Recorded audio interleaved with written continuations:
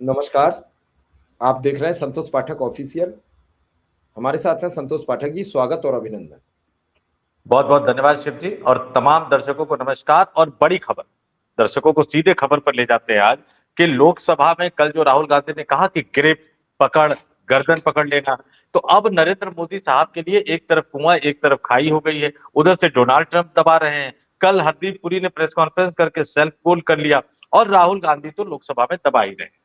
कल लोकसभा में जैसा भाषण राहुल गांधी ने दिया, राहुल गांधी को चिढ़ाने के लिए जगदंबिका पाल को चेयर पर बिठा रखा था, स्पीकर वाली चेयर पे। बाकी समय आपको कोई और चेहरे नजर आ रहे होंगे। बिरला साहब आ नहीं रहे हैं, तो बिरला साहब कह रहे हैं कि उच्च नैतिक मापदंड का हवाला देते हुए उन्होंने कहा कि मैं आऊंगा नहीं, लेकिन ये जो रोस्टर ड्यूटी लगा रहे हैं, ये बिरला साहब भी लगा रहे हैं कि कब कौन चेयर पर बैठेगा। तो राहुल गांधी ने नब्ज पकड़ ली। उसके बाद अब कल से देखिए, सरकार फैसला लेती है, घोषणा करती है, पलट जाती है, सामने से लड़ने की कोशिश करती हुई नजर आती है। कहा जाता है कि नोटिस देंगे विशेषाधिकार हनन का, और फिर अचानक पलट जाती है, क्योंकि उनको समझ में आ जाता है कि भैया विशेषाधिकार हनन का नोटिस देंगे, राहुल गांधी जवाब देगा, और जवाब में उन तथ्यों को रख देगा, तो फिर वो सदन के रिकॉर्ड पर आ जाएगा। ये समस्या होगी। तो मंत्री अपनी बात से ही पलट गए। और कैसे पलटे, क्यों पलटे? प्रियंका गांधी ने एक बड़ी चेतावनी दे दी कि भैया ठीक है, कर दो तुम प्रिविलेज मोशन का, एफआईआर कर दो, लेकिन हम किसानों के मसले को उठाने से नहीं चूकेंगे। तो ये एक बड़ी खबर लेकर आए हैं। मोटे तौर पर हम सिर्फ इसमें तथ्यों को सामने रखेंगे दर्शकों को, कि कल दोपहर के बाद सरकार में कैसे हलचल मची, प्रधानमंत्री की नाराजगी की खबरें कैसे निकलकर सामने आई, कैसे पूरी सरकार जो है वो घबराहट में नजर आई, तमाम बड़े दिग्गज मंत्री किनारा करते हुए नजर आए, यानी लोकसभा से गायब रहे। उसके बाद इस देश के इतिहास में पहली बार संसदीय कार्य मंत्री धमकाते हुए नजर आए कि 5 बजे तक राहुल माफी मांगे, नहीं तो प्रिविलेज का मोशन का नोटिस देंगे।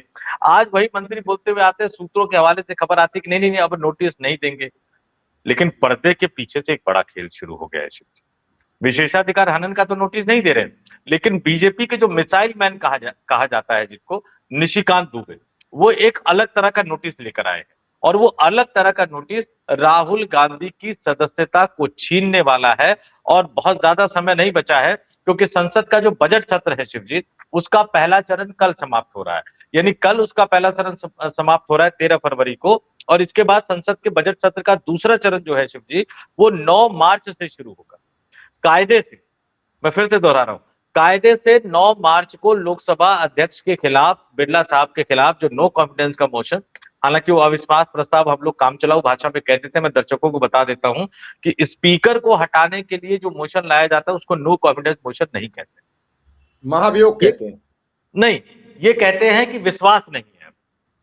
लेकिन चूंकि आम बोलचाल की भाषा में कहते हैं कि भैया भरोसा नहीं है, इसका मतलब वो अविश्वास प्रस्ताव ही है, और इसके लिए सामान्य बहुमत की जरूरत होती है। यानी लोकसभा में जितने सदस्य मौजूद रहेंगे उनके आधे से ज्यादा की जरूरत पड़ती है। कायदे से 9 मार्च को तो सबसे पहले ओम बिरला साहब को उसी पे सुनवाई करवा देनी चाहिए, किसी की ड्यूटी लगाकर, और उस पे उनके नो कॉन्फिडेंस मोशन पे चर्चा शुरू हो जाए। लेकिन पर्दे के पीछे से राहुल गांधी को सदन से बाहर निकालने के, सामने से नहीं लड़ पा रहे हैं, लेकिन पर्दे के पीछे से राहुल गांधी को बाहर निकालने की तैयारी कर रहे हैं। और सिर्फ इतनी ही तैयारी नहीं कर रहे हैं, निशिकांत दुबे ने अलग से, मैं दर्शकों को बताऊंगा कि क्या वो कर रहे हैं। निशिकांत दुबे ने अलग से सबस्टेंटिव मोशन एक दिया है, और यह प्रिविलेज मोशन से एक अलग तरह की प्रक्रिया होती है, सामान्य नोटिस से एक अलग तरह की प्रक्रिया होती है। और इस प्रस्ताव को स्वीकार कौन करेंगे पता है शिव जी? लोकसभा अध्यक्ष स्वीकार करेंगे, जिनको हटाने का नोटिस ऑलरेडी विपक्षी सांसद दे चुके हैं। ये देखिए कैसे पर्दे के पीछे से वो कह रहे हैं कि हाई मोरल ग्राउंड है मेरा, मैं स्पीकर पे नहीं आऊंगा, मैं सदन में नहीं बैठूंगा, लेकिन पर्दे के पीछे से आप खेल करेंगे। और इस प्रक्रिया को लोकसभा अध्यक्ष स्वीकार कर लेंगे तो फिर चर्चा होगी, मतदान होगा। लेकिन उससे पहले एक बड़ा झोलझाल हो जाएगा, क्योंकि निशिकांत दुबे ने जो पत्र लिखा है लोकसभा अध्यक्ष ओम बिरला को, उसमें उन्होंने कहा है कि राहुल गांधी का एक अनैतिक आचरण, अब सरकार पर सवाल उठाना कितना अनैतिक आचरण है वो तो अलग बात है, अनैतिक आचरण की जांच के लिए एक संसदीय समिति बनाई जाए, और जरूरत पड़ने पर उनकी सदस्यता खत्म करने पर भी विचार हो। और वो आरोप लगा रहे हैं कि भैया सोरोस के साथ मिलकर राहुल गांधी संसद के भीतर और बाहर ऐसे बयान दे रहे हैं जो देश की एकता और संस्थाओं की गरिमा को जो है वो नुकसान पहुंचाते हैं। उन्होंने कहा कि राहुल ने 11 फरवरी के भाषण में पूर्व सेना प्रमुख की अप्रकाशित किताब का गलत संदर्भ देकर रक्षा मंत्रालय, सेना और प्रधानमंत्री की छवि को नुकसान पहुंचाया है, बिना प्रमाण के आरोप लगाया है। इसलिए समिति बनाकर उनकी संसद सदस्यता रद्द करने पर विचार की जाए। लेकिन सिर्फ इतना ही नहीं है शिव जी, पता है बाहर बाइट देते हुए क्या कहा उन्होंने एजेंसी को? आज राहुल गांधी ने बड़ी लताड़ लगाई है, मीडिया जो वहां मौजूद थे उनको बड़ी लताड़ लगाई है, लेकिन उन्हीं मीडिया को बाइट देते हुए निशिकांत दुबे ने कहा कि राहुल गांधी पर हमेशा हमेशा के लिए लोकसभा चुनाव लड़ने पर रोक लगा दी जाए। तानाशाही है क्या भाई? संविधान तो यही है ना कि आपको सजा एक 2 साल से ज्यादा की मिलेगी तो रोक रहेगी। लालू यादव बेचारे नहीं लड़ पा रहे, तो क्या निशिकांत दुबे राहुल गांधी को सजा देंगे क्या? ये हमें सोचना पड़ेगा। लेकिन पर्दे के पीछे से ये बड़ा खेल, और एक एक करके इसकी जानकारियों को, और प्रियंका गांधी ने क्या चुनौती दी वो भी हम बताएंगे। दर्शकों से कहेंगे कि कुछ मिनट हमारे साथ बने रहिए, इन तमाम चीजों के बारे में विस्तार से जानकारी हम आगे देंगे। समस्या ये है सबसे बड़ी कि राहुल गांधी को संसद से खदेड़ा क्यों जा रहा है। आपको याद होगा कि राहुल गांधी को एक ऐसे केस में सजा हो गई और उतनी सजा दी गई जिससे उनकी संसद सदस्यता चली जाए। तत्काल आनंद फानंद में उनका आवास खाली करा लिया गया। हालांकि उच्च अदालत ने उन्हें रिस्टैंड कर दिया, दोबारा वापस आ गए, सदन में रहे, और फिर जब दोबारा चुनाव में गए तो और ज्यादा अच्छे मतों से जीतकर वो सदन में संसद सदस्य बने। राहुल गांधी जो सवाल कर रहे हैं, तो क्या निशिकांत दुबे ये बताएंगे? उन्होंने कहा एपिस्टीन फाइल में हरदीप पुरी का नाम है, अनिल अंबानी का नाम है, नरेंद्र मोदी का नाम है। हरदीप पुरी ने स्वीकार कर लिया, प्रेस कॉन्फ्रेंस करके कह दिया कि हाँ मैं मिला था। अब इससे बड़ा सबूत और क्या चाहिए निशिकांत दुबे को? किताब का खुद नरवणे ने ट्वीट किया था कि मेरी किताब आप बुक कर सकते हैं, साइंड किताब आप मंगा सकते हैं। खुद पेंगुइन पब्लिकेशन ने भी यही कहा। तो मैं ये नहीं समझ पा रहा हूं कि राहुल गांधी सब तथ्यों पर बात कर रहे हैं या तथ्यात्मक कर रहे हैं। और निशिकांत दुबे को यह भी समझना पड़ेगा, जब किताब प्रस्तावना लिखी गई होगी तो पूरी तैयार होकर ही प्रस्तावना लिखी गई होगी। उसका अगर पेज बन गए थे तो किताब प्रकाशित होने की बस केवल मंजूरी रह गई है। तो इसमें सबूत कहां नहीं है जो अतथ्यात्मक बात या बिना सबूत के सदन में बोले जा रहे हैं। आप क्यों नहीं उनकी बात बताते? आप बताओ ना कि नरेंद्र मोदी नहीं है, आप दो ना सबूत, आप दो ना सबूत के अनिल अंबानी नहीं है। अगर आपसे पूछ रहा है कोई व्यक्ति तो उसे सिस्टम से बताओ। अरे जब 25 अक्टूबर 2025 को ट्रंप का वो वीडियो मीडिया में मौजूद है जिसमें उन्होंने कहा था कि भारत को रूस से तेल बंद करना होगा तभी हम टैरिफ कम करेंगे, नहीं तो हम कुछ ऐसा बता देंगे कि मोदी का करियर भी बर्बाद कर सकते हैं। उसका आधा कट के कल भी वायरल हो गया वो वीडियो, 25 अक्टूबर 2025 का है। तो जो व्यक्ति अक्टूबर में ये कह रहा हो और अब ट्रेड डील इकाई हो जाए फरवरी में, तो निश्चित रूप से उसकी शर्तों पर ही हुई होगी। और राहुल गांधी ये तो कह नहीं रहे हैं कि आपने गलत किया। राहुल गांधी ये पूछ रहे हैं कि ये डर क्या क्यों था?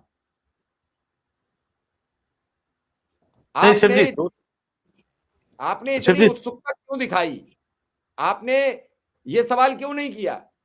और अगर ये सब सवाल गलत है राहुल के, तो राहुल को आप चुनौती दो। मोदी जी यहां है सदन में, राहुल को घेरें। आप सिलेक्टिव नेचर बना लिया है, क्योंकि आपको एक बात पता है कि अगर हमने राहुल गांधी का कांटा निकाल दिया तो फिर हमारा विरोध करने वाला कोई नहीं बचेगा।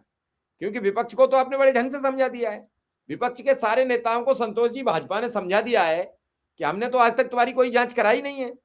जो कांग्रेस ने करा रखी है कभी कभी उन्हीं की चूड़ियां कस देते हैं, क्योंकि हमें तो चुनाव प्रचार और राहुल गांधी को घेरने से फुर्सत नहीं मिलती है। हम विपक्ष को क्या घेरेंगे?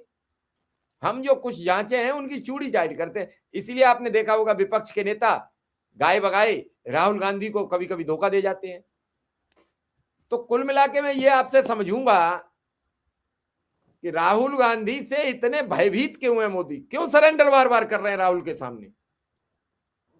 देखिए सिर्फ सरेंडर ही नहीं कर रहे हैं शिव जी, बड़ा दिलचस्प था कल लोकसभा में। देखिए राहुल गांधी ने बोलना शुरू किया, अनिल अंबानी का नाम लिया, बहुत थोड़ी सी प्रतिक्रिया आई। जैसे ही अडानी का नाम लिया बीजेपी खड़ी हो गई। अच्छा, बीजेपी से राजनाथ गए, अमित शाह गए, और प्रधानमंत्री नरेंद्र मोदी ने इस संसदीय परंपरा का एक सबसे बड़ा नियम कल तोड़ दिया, जिसके बारे में खुद प्रधानमंत्री मोदी कहते थे कि मुझे आना पड़ता है क्योंकि संसदीय परंपरा का हिस्सा है, नहीं तो मैं इनका भाषण सुनने के लिए नहीं आता। कल लोकसभा में विपक्ष के नेता जब भाषण दे रहे थे, प्रधानमंत्री और आगे की जो पहली बेंच होती है ना शिव जी, वो पहली बेंच में बैठने वाले प्रधानमंत्री और दिग्गज मंत्री नजर आते।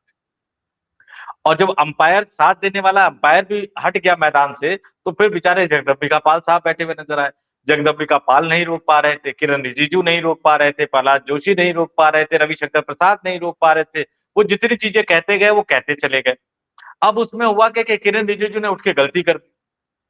उसको हमारी काम चलाओ भाषा में कुछ और कहते, मैं नहीं बताऊंगा। उन्होंने कहा ऑथेंटिकेट कीजिए, राहुल गांधी ने कहा तुरंत लीजिए मैं ऑथेंटिकेट करता हूं। बस जगदम्बिका पाल तो संसदीय नियमों के जानकार है। पाल साहब के साथ दिक्कत क्या है शिव जी, उनको मंत्री नहीं बनाया गया। नहीं तो जितने मंत्री बने बैठे हुए हैं, दो चार को छोड़ दिया जाए, तो अगर संसदीय ज्ञान का कंपटीशन करवा दिया जाएगा तो जगदम्बिका पाल का ज्यादा ज्ञान। वो समझ गए कि ये क्या कर रहे हैं किरण रिजिजू। अगर ऑथेंटिकेट करके अभी लिख के दे देंगे कि ऑथेंटिकेट करता हूं, तो सदन के पटल पे आ जाएगा। फिर तो आप उसको हटा भी नहीं सकते संसद की कार्रवाई से।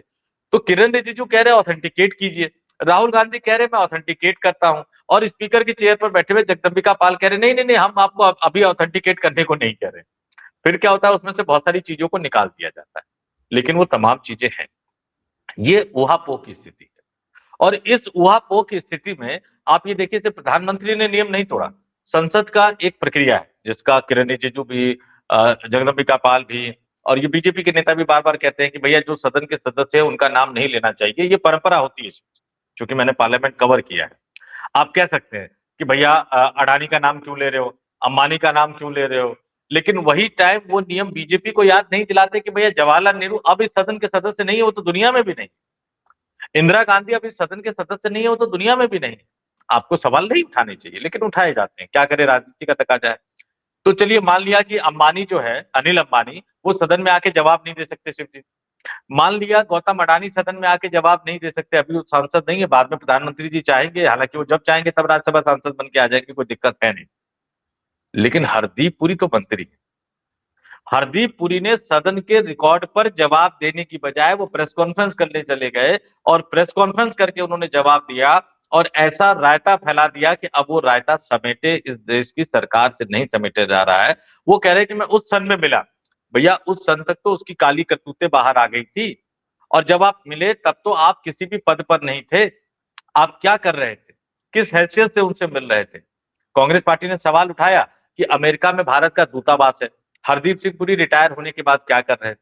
उस समय विदेश मंत्री स्वर्गीय सुषमा स्वराज थी, और उनसे सक्षम विदेश मंत्री भारतीय जनता पार्टी आज तक नहीं चुन पाई है, ये भी आप मानकर चल लीजिए। और ठोक बजाकर वो अमेरिका की धरती पर जाकर अमेरिका को सबक सिखाकर आती थी।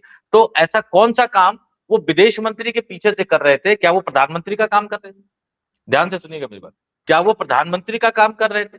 क्योंकि अगर अमेरिका से बातचीत करनी है तो उस समय विदेश मंत्री सुषमा स्वराज जी थे। जब ये 2014 के बाद की भी बात कर लूं मैं, 2014 के बाद जब सरकार बनी, आप अमेरिका के साथ संबंध बनाना चाह रहे थे, उस समय विदेश मंत्री सुषमा स्वराज थी, आपकी जरूरत नहीं थी भारत सरकार को। यह जरूरत थी सरकार को नहीं, मोदी साहब को और उनके दोस्त अडानी साहब। तो अब कांग्रेस ने सीधे सीधे हरदीप सिंह पुरी साहब का इस्तीफा मांग लिया है। अब ये ऑन रिकॉर्ड भी नहीं जाना चाहते। देखिए समस्या क्या है, प्रिविलेज मोशन से भाग गए, डर गए, क्योंकि राहुल गांधी सीधे सीधे तैयार थे, सारे दस्तावेज लेकर तैयार थे। भैया एपेस्टीन फाइल में जो नाम आ रहे हैं शिव जी, वो तो अमेरिका के न्याय विभाग की वेबसाइट पर अपलोड है, उसको कहां छुपाओगे आप? जो आ चुका है वो तो अपलोड है, उससे कहां तक बचोगे आप? उसको तो झूठा साबित आप कर नहीं सकते। जैसे ही आप प्रिविलेज मोशन का नोटिस देते, राहुल गांधी उठा के उसको ऑथेंटिकेट करके डाल देते, आपके संसदीय रिकॉर्ड में दर्ज हो जाता कि दुनिया का एक कुख्यात यौन अपराधी एप्स्टीन था, उसमें प्रधानमंत्री का भी नाम था, न जाने कितनी बार उनके मंत्री का भी नाम था। हालांकि मैं और ज्यादा इसमें खबर पता करने में जुटा हुआ हूं शिव जी, मुझे लग रहा है कि सरकार के अंदर कुछ ऊहापोह की स्थिति तो है। अमित शाह कहां गायब है पता नहीं। जिस दिन वो आर्मी चीफ की किताब का हवाला दे रहे थे, राजनाथ सिंह अचानक खड़े हो गए। अमित शाह को इस बारे में नहीं पता था शिव जी, मैं बताता हूं आपको। क्योंकि अमित शाह गृह मंत्री है और गृह मंत्रालय का रक्षा सेना से कोई लेना देना नहीं है। लेकिन राजनाथ सिंह जब कई बार खड़े हुए तो अमित शाह को लगा कि हाँ मामला गंभीर है, तो उन्होंने भी रोकने की कोशिश की। क्या राजनाथ सिंह जानबूझकर खड़े हो गए थे लोकसभा में? क्योंकि अगर आप सीधे राहुल गांधी को पढ़ने देते, तो राहुल गांधी जो पढ़ते वो तो 2 साल से इस देश की मीडिया में है, कारवा मैगजीन ने छाप रखा है। कहीं कोई चर्चा हुई शिव जी? नहीं, उस दिन ये सबको पता था राहुल गांधी की चर्चा के बाद अब पूरे देश को पता लग गया, विश्व में भी पता लग गया क्या है। नहीं, अगर अगर उनको चुपचाप बोलने दिया जाता तो शायद नहीं पता लगता। ये राजनाथ सिंह ने क्या किया उस दिन, क्या किया उन्होंने? क्योंकि राजनाथ सिंह भी संसद को तो जानते हैं कि आप जिसको चुपचाप हो जाने दोगे वो हो जाएगा, लेकिन जिसपे आप रोक लगाओगे वो विवाद का विषय बन जाएगा। और उसके बाद सरकार एक के बाद एक गलती करती हुई नजर आ रही। किसने ये सलाह दी हरदीप सिंह पुरी को कि जाकर आप प्रेस कॉन्फ्रेंस करो? किसने ये सलाह दी? ये सरकार में एक दो फाड़ वाली स्थिति है। अभी एग्जैक्ट क्या है मुझे नहीं पता, मैं कल दिन भर इसकी खोजबीन में लगा रहा, थोड़ा सा समय मुझे और लगेगा, और जब मुझे पता लगेगा तो मैं दर्शकों के सामने लेकर आऊंगा। लेकिन कहीं ना कहीं कुछ अंदर खाने तो कुछ ऐसा चल रहा है, कोई ना कोई तो ऐसा है जो जानबूझकर सरकार से वो काम करवा रहा है या बीजेपी के सांसदों से वो काम करवा रहा है जिसमें मोदी फंसते हुए नजर आ रहे हैं। आखिर निशिकांत दुबे किसके कहने पर वो 5-6 किताबें लेकर पहुंचे थे? क्योंकि उनको पता था कि भैया स्पीकर डरते हैं उनसे, उनको रोका नहीं जाएगा। स्पीकर जानबूझ के उस समय पहुंचे नहीं। पूरी की पूरी सरकार के कई बड़े दिग्गज नेताओं को पता था, उनको पता था कि मैं जिस दिन सदन में ये बोलूंगा, देश के पूर्व प्रधानमंत्रियों के चरित्र पर लांछन लगाऊंगा, उस दिन के बाद से कांग्रेस और ज्यादा आक्रामक हो जाएगी, कांग्रेस और ज्यादा एग्रेसिव हो जाएगी। और उनको यह भी पता था कि जो मैं बोलने जा रहा हूं वो सदन की कार्रवाई से निकाल दिया जाएगा, वो सदन की कार्रवाई का हिस्सा भी नहीं होगा। फिर भी किसके कहने पर उन्होंने सदन में ये जाकर मामला उठाया? बहुत सारी चीजें जो है वो अनसुलझी हैं। पर्दे के पीछे से ये राहुल गांधी की सदस्यता लेने की भी कोशिश कर रहे हैं, लेकिन बीजेपी में कोई है तो, कोई तो है ऐसा जो ये चाह रहा है कि राहुल गांधी दूसरे डोनाल्ड ट्रंप बन जाए। यानी एक अमेरिका में डोनाल्ड ट्रंप है जो मोदी की गर्दन दबाए बैठे हैं, और इधर देश में राहुल गांधी दूसरे डोनाल्ड ट्रंप बन जाए जो मोदी की गर्दन को दबाए रखे। न मोदी इधर से हिल पाए, न मोदी उधर से हिल पाए, और मजबूरी में कहे कि लिया यार, मैं मेरा इस्तीफा टाइप करवा के लिया, मैं साइन कर देता हूँ, राष्ट्रपति भवन चला जाता हूँ। कोई ना कोई तो है जो पर्दे के पीछे से कुछ बड़ा खेल कर रहा है। शिव जी, तो आप ये चाहते हैं धनखड़ हो जाएं मोदी जी, धनखड़ की तरह जाएं और दावत छोड़ दें और इस्तीफा दे जाएं और निकल जाएं। लेकिन एक चीज है संतोष जी, इस पूरे घटनाक्रम में इस समय जितना परेशान सरकार है उतना परेशान विपक्ष नहीं है, क्योंकि विपक्ष की कोई जिम्मेदारी नहीं है, विपक्ष अपना रोल निभा रहा है और पूरा विपक्ष एकजुट है। सबसे बड़ी बात यह है कि सब राहुल के पीछे खड़े हैं। ये पहली बार देखने को मिल रहा है, चाहे वो अखिलेश यादव हो, चाहे टीएमसी हो, चाहे और कोई हो, सब एक मुश्त खड़े हैं। भाजपा को ये बेचैनी बढ़ रही है कि कहीं ऐसा ना हो कि नायडू या नीतीश कुछ गड़बड़ी कर जाएं। 2 मिनट का ही तो खेल है, कोई पास है कोई फेल है। अगर नायडू नीतीश कहते हैं कि राहुल के साथ हम आ गए तो क्या बचेगा नरेंद्र मोदी के पास? सत्ता का ही खेल खत्म हो जाएगा। अब संतोष जी, सवाल यह है कि राहुल को सवालों का जवाब देने की बजाय राहुल को घेर क्यों रही है सरकार? ये मैं आपसे आखिरी प्रश्न पूछ रहा हूं कि राहुल को घेरने की बजाय उनके जो सवाल है, जो मांग रहे हैं कि एपिस्टीन फाइल बता दो, आप ये बता दो कि नरवणे की किताब का जो सच है वो क्या है, उनका जवाब देने की अपेक्षा इसको इतना मामले को तूल क्यों दिया जाए? मतलब क्या चाहते हैं कि वो फंदा खुद ही अपने हाथ से अपने गले में लगा ले क्या? ये एक बड़ा सवाल है। लेकिन आपने दूसरा सवाल जो कहा कि धनकर बनाने की तैयारी है, धनकर नहीं बन पाएंगे शिवजी। अगर नरेंद्र मोदी सत्ता से हटे और वो राष्ट्रपति नहीं बन पाए, मतलब उनको कानूनी मुकदमों से कोई संरक्षण नहीं मिल पाया, तो फिर उनके लिए दिक्कत भरे दिन शुरू हो जाएंगे। और मैं, आप लोग, ये तमाम लोग कह रहे होंगे ना कि खतरा विपक्षी दलों से है, नीतीश कुमार से है, चंद्रबाबू नायडू से है। ऐसा नहीं है शिव जी। जिस दिन वो पद से हटे और किसी पद पर ना बैठे, यानी कोई पद उनके पास ना हो, राहुल गांधी, अखिलेश यादव, लालू यादव, तेजस्वी यादव, चंद्रबाबू नायडू, नीतीश कुमार, एकनाथ शिंदे, सुनेत्रा पवार, प्रफुल्ल पटेल, शरद पवार, इन सबको तो छोड़ दीजिए, सबसे पहले भाजपाइयों में ही नेताओं का एक ऐसा वर्ग खड़ा हो जाएगा जो सम्मान के साथ कहेगा कि मोदी जी आपने बहुत अच्छा काम कर लिया, चलिए हम आपको गुजरात छोड़कर आते हैं। ये खेला अब मोदी के लिए, वो जब तक ये शेर की सवारी है, कुर्सी पर है, तब तक वो सुरक्षित है। कुर्सी से उतरने के बाद वो सुरक्षित नहीं रहेंगे। बहुत सारे कानूनी मुकदमों का उनको सामना करना पड़ेगा। और जहां तक राहुल गांधी के सवालों का जवाब, राहुल गांधी के सवालों का जवाब अगर इनके पास होता तो ये इतनी बेचैनी से फंसे हुए नजर नहीं आते। और तीसरी बात, पूरा का पूरा विपक्ष राहुल गांधी के साथ क्यों खड़ा नजर आ रहा है? शिव जी, नरेंद्र मोदी को और भारतीय जनता पार्टी को केंद्र में सरकार बनाने के लिए मिनिमम कम से कम 240 सांसद तो चाहिए, जितने इस बार वो जुटा लाए। लेकिन कांग्रेस को केंद्र में सरकार बनाने के लिए सिर्फ 140 सांसद चाहिए। ये फर्क समझिए शिव जी। बीजेपी को 240 चाहिए, तब उनको समर्थन मिलेगा। कांग्रेस जिस दिन अपनी हैसियत पे 140 पर पहुंच जाएगी, बल्कि 130 भी क्रॉस कर लेगी, तो फिर पूरा का पूरा जो विपक्षी नेताओं का जो गुट है वो राहुल गांधी के पीछे खड़ा होगा। याद दिला देता हूं मैं आपको, 2004 का लोकसभा चुनाव, लोग ये कहते हैं कि अटल बिहारी वाजपेयी हारे, दरअसल वो अटल बिहारी वाजपेयी हारे नहीं थे, वो कांग्रेस पार्टी जीती थी। क्योंकि 2004 के लोकसभा चुनाव में अटल बिहारी वाजपेयी के नेतृत्व में भारतीय जनता पार्टी को 135 सीटें मिली थी और सोनिया गांधी के नेतृत्व में कांग्रेस पार्टी को 142 सीट मिली थी। अंतर कितना था? सिर्फ 7 सीट का। कांग्रेस जैसे ही 140 क्रॉस करेगी, उसके बाद बीजेपी की विदाई हो जाएगी और यही काम राहुल गांधी को करना है। कभी कभी थोड़ा सा दौड़ते दौड़ते वो रुक जाते, 2024 में ही कर लिए होते, थोड़ा सा सजग होते यूपी को लेकर और थोड़ा सा सजग बिहार और उड़ीसा को लेकर हो जाते, तो मामला 2024 में ही निपट जाता। लेकिन फिर भी 130 क्रॉस करना कांग्रेस के लिए मतलब बीजेपी की विदाई होगी। चलिए, आपने बड़ी अच्छी जानकारी दी है। दर्शक भी हमें कमेंट में बताएं कि राहुल की सदस्यता छीनी जानी चाहिए या नहीं। फिलहाल आपका बहुत बहुत आभार, बहुत बहुत धन्यवाद। नमस्कार।